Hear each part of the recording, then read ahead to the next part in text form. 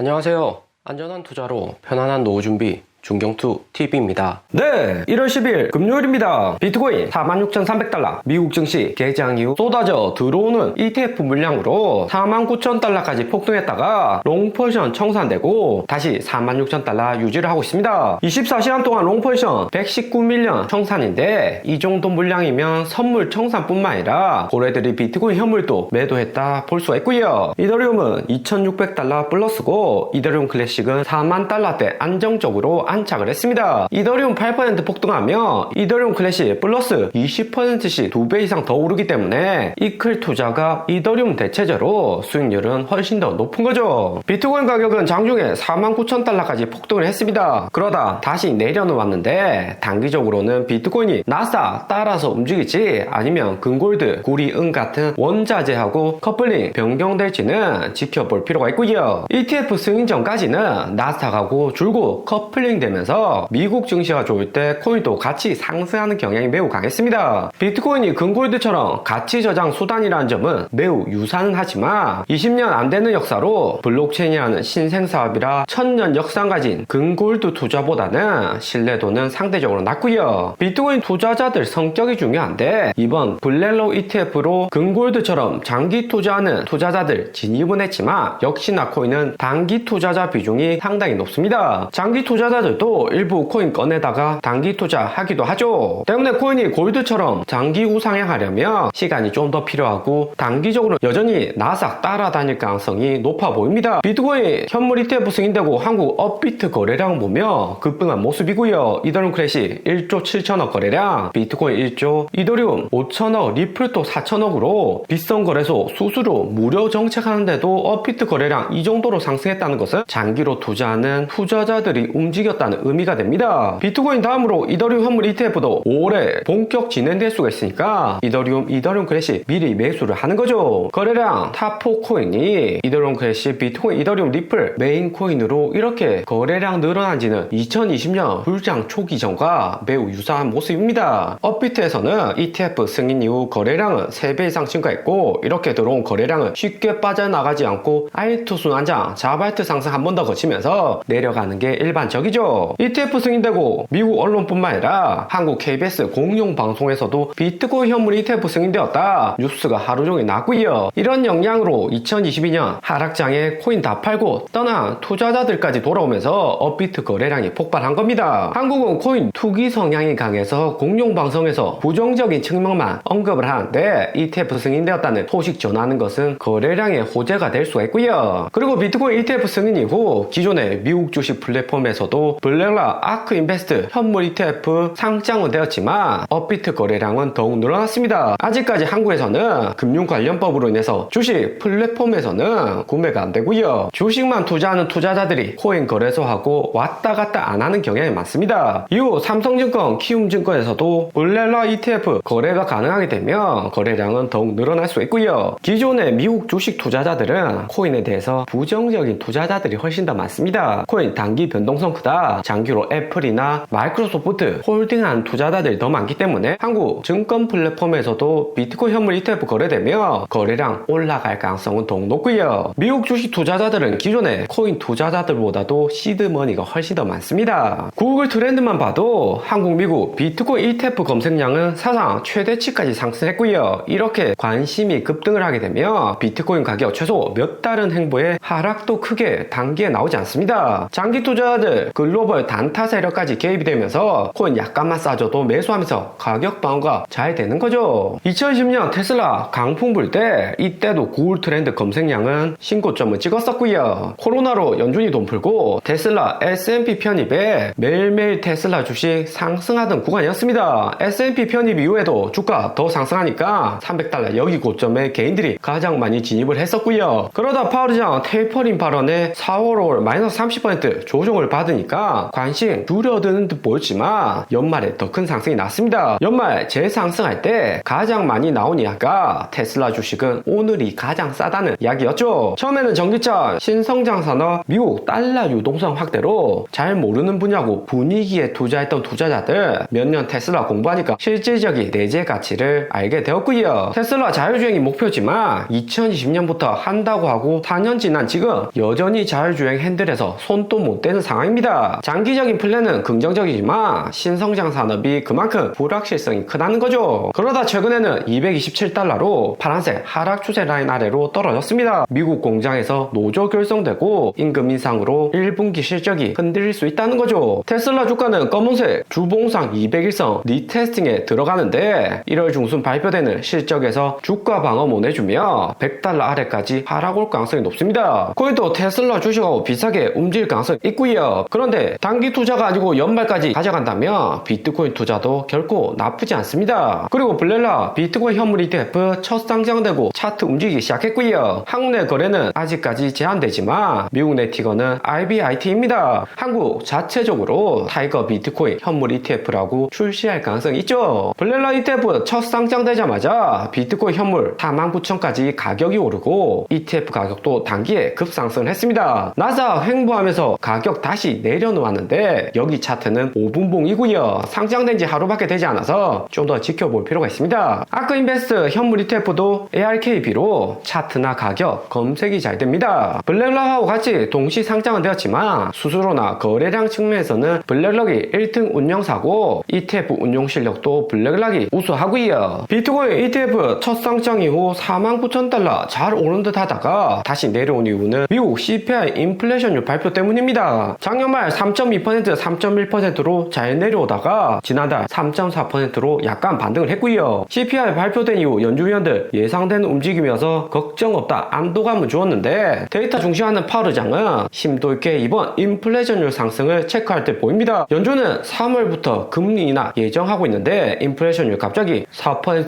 5% 급등해버리며 금리 인하 타이밍은 3개월은 딜레이가 될 수 있고요. 종합 인플레이션율은 4.3%로 컨센서스 3.2%보다 높았고 그나마 연준이 중시하는 코어 인플레이션율은 3.9%로 전달보다 하락을 했습니다. 종합 인플레이션율 먼저 반등하고 이후에 코어 인플레이션율도 따라서 상승한 게 일반적이라 1월 30일 예정되는 FOMC에서 파월 의장 어떻게 이야기할지 불확실성은 높아졌고요. 1분기 빅테크 실적도 고금리에 안 좋을 가능성이 있다고 시티뱅크 보고서 나왔는데 인플레이션율까지 이렇게 상승하면 시장 흔들릴 만한 요소는 많아집니다. 비트코인 ETF 되고 코인 가격 상승한다고 마냥 좋아할 수는 없는 거죠. 그리고 나스닥은 코로나 고점 400달러 돌파하고 409달러로 상승해 있는 모습입니다. 나스닥이 계속해서 올라야지 비트코인도 추가 상승 가능한데 나스닥 만약 여기서 횡보해버리면 비트코인, 알트코인은 빠질 가능성이 높죠. 최근 나스닥 움직임은 2008년 금융위기 이후 나스닥 상승 이후 조정 원고가 비슷한 방향성으로 움직일 가능성이 높습니다. 2008년 금융위기 당시에도 2020년 코로나 때와 마찬가지로 연준이 돈 풀어서 경기를 부양을 했었고요. 2008년에도 주가 잘 상승하고 전고점 돌파는 했었지만 여기 박스권에서 9개월 행보를 했습니다. 그러다가 주봉상 99일선 마지노선으로 지켜주면서 재반등을 했었고요. 만약 2008년 금융위기처럼 나스닥이 이렇게 행보해버리면 비트코인이 현물 ETF로 펀드멘탈을 강화되었지만 하락 올 가능성은 높아지는 거고요. 2019년 8월 연준이 첫 금리 인하할 때 나스닥 차트를 보면 금리 인하 이후 그만큼 경기가 안 좋아서 금리 인하하는 거기 때문에 금리 인하한 다음 나스닥은 마이너스 10% 조정이 왔었습니다. 2019년에도 비트코인은 나스닥에 커플링 되어 있었기 때문에 나스닥 하락에 비트코인도 하락을 했었고요. 알트코인은 연준 금리 인하 2달 전부터 미리 하락을 했습니다. 최근 알트코인 약간 반등 오는데 찐 상승일지 아니면 2019년처럼 바닥 리테스팅 할지는 좀 더 지켜볼 필요가 있는 거고요. 오늘의 영상은 여기까지입니다. 좀 더 디테일한 투자 정보가 필요하신 분들은 커뮤니티로도 자료가 공유되니까 멤버십 가입과 구독 부탁드립니다. 감사합니다.